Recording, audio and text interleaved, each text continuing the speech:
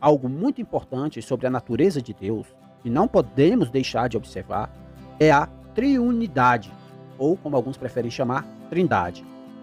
O termo triunidade transmite a ideia de que Deus é um só, ao mesmo tempo em que consiste em três pessoas: Pai, Filho, que é Jesus, e Espírito Santo.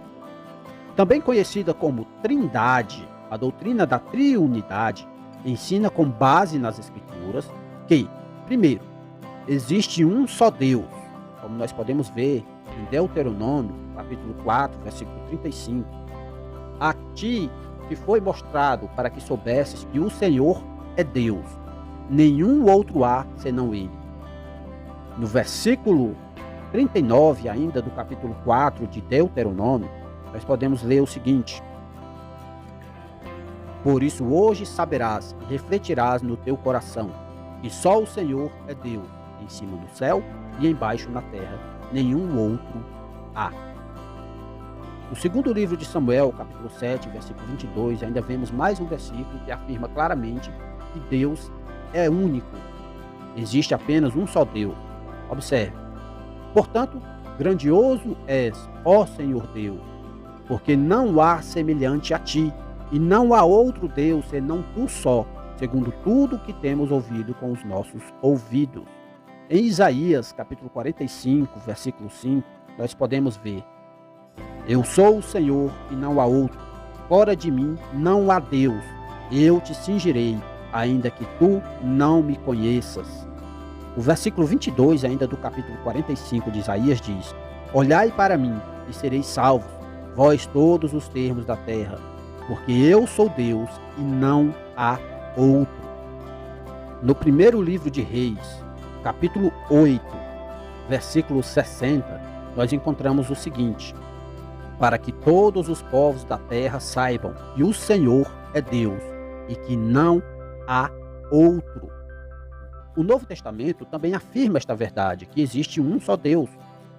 Marcos capítulo 12, versículo 29 ao 32, diz: E Jesus respondeu-lhe: O primeiro de todos os mandamentos é: Ouve, Israel, o Senhor nosso Deus é o único Senhor. O apóstolo Paulo, na carta aos Efésios, capítulo 4, versículo 6, registra que existe um só Deus e Pai de todos, o qual é sobre todos e por todos e em todos vós. Na primeira carta de Paulo aos Coríntios, capítulo 8, versículo 6, nós vemos o apóstolo dizendo que: Todavia, para nós há um só Deus, Pai, de quem é tudo e em quem estamos, e um só Senhor, Jesus Cristo, pelo qual são todas as coisas, e nós por Ele. O apóstolo Paulo ainda afirma em sua primeira carta a Timóteo, no capítulo 2, versículo 5, que há um só Deus e um só mediador entre Deus e os homens, Jesus Cristo, homem. Agora é interessante notarmos que, além de afirmar que existe apenas um Deus, existe um só Deus, a Bíblia também afirma que este Deus subsiste em três pessoas, como podemos ver na primeira carta de João, capítulo 5, versículo 7, porque três são os que testificam no céu: o Pai, a Palavra e o Espírito Santo, e estes três são um. Isso significa que tanto o Pai é Deus, como podemos ver em 1 Coríntios capítulo 8, versículo 6, e todavia para nós há um só Deus, o Pai, de quem é tudo e em quem estamos. Como também podemos afirmar que o Filho é Deus. Isto é claramente demonstrado em toda a Escritura. No Evangelho de João, capítulo 1, versículo 1 ao 3, nós lemos: E no princípio era o Verbo, e o Verbo estava com Deus, e o Verbo era Deus. Ele estava no princípio com Deus. Todas as coisas foram feitas por Ele, e sem Ele nada do que foi feito se fez. E no versículo 14, nós podemos perceber quem é este Verbo. As Escrituras estão se referindo a Jesus Cristo. E o Verbo se fez carne e habitou entre nós, e vimos a sua glória como a glória do unigênito do Pai, cheio de graça e de verdade. O apóstolo Paulo também registra que Jesus Cristo é Deus. Ele afirma que Cristo é sobre todos Deus bendito. observe o que está escrito em Romanos, capítulo 9, versículo 4. Dos quais são os pais e dos quais é Cristo, segundo a carne, o qual é sobre todos, Deus bendito eternamente. Em Colossenses, capítulo 2, versículo 9, o apóstolo Paulo ainda afirma que em Cristo habita corporalmente toda a plenitude da divindade. O autor da carta aos Hebreus diz claramente, no capítulo 1, versículo 8, mas do Filho diz, ó Deus, o teu trono subsiste pelos séculos dos séculos, cetro de equidade é o cetro do teu reino. Na primeira carta de João, no capítulo 5, versículo 20, nós encontramos que e sabemos que já o Filho de Deus é vindo e nos deu entendimento para que conheçamos ao verdadeiro, e no que é verdadeiro estamos, isto é, em seu Filho Jesus Cristo. Este é o verdadeiro Deus e a vida eterna. Na carta de Judas, no versículo 4, nós encontramos também esta verdade de que o Filho, Jesus Cristo, é Deus. Observe o que Judas escreveu. Porque se introduziram furtivamente alguns, os quais já antes estavam escritos para este mesmo juízo, homens ímpios, que convertem em dissolução a graça de Deus e negam a Deus, único dominador e Senhor nosso, Jesus Cristo.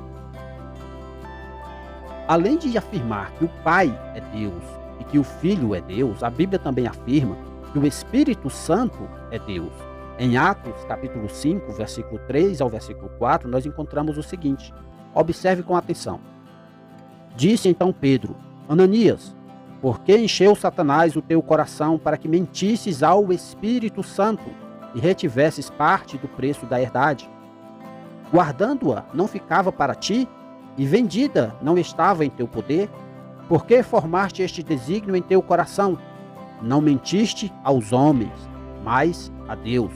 Observe com atenção que no versículo 3, o apóstolo Pedro afirma que Ananias mentiu ao Espírito Santo, e que no versículo 4 ele afirma que ele não mentiu a homens, mas a Deus. De forma semelhante, nós podemos ver que o apóstolo Paulo também afirma a divindade do Espírito Santo. No capítulo 3 da primeira carta aos Coríntios, no versículo 16 ao 17, nós podemos ler o seguinte: não sabeis vós que sois o templo de Deus e que o Espírito de Deus habita em vós?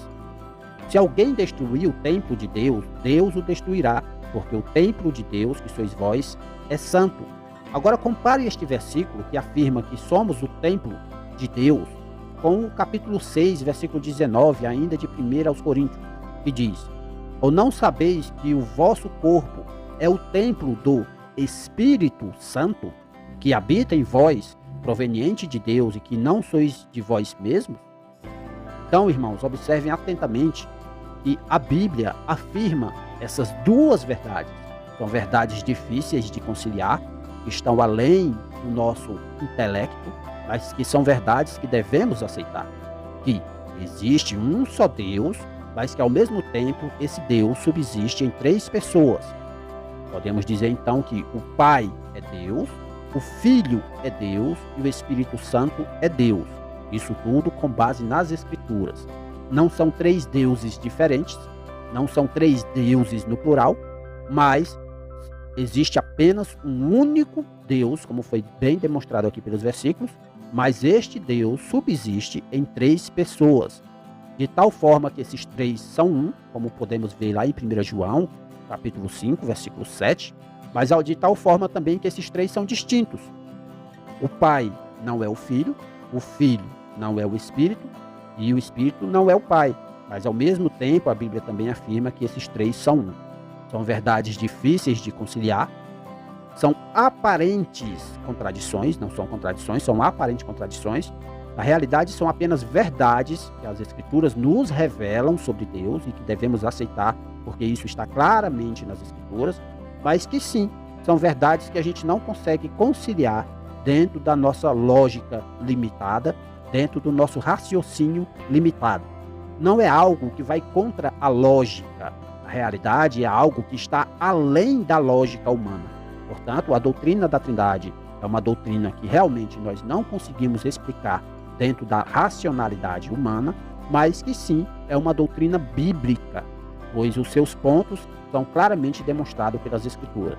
Portanto, quando dizemos que cremos na Trindade ou na triunidade de Deus, nós estamos afirmando que cremos na existência de um só Deus e que este Deus subsiste em três pessoas: o Pai, o Filho e o Espírito Santo.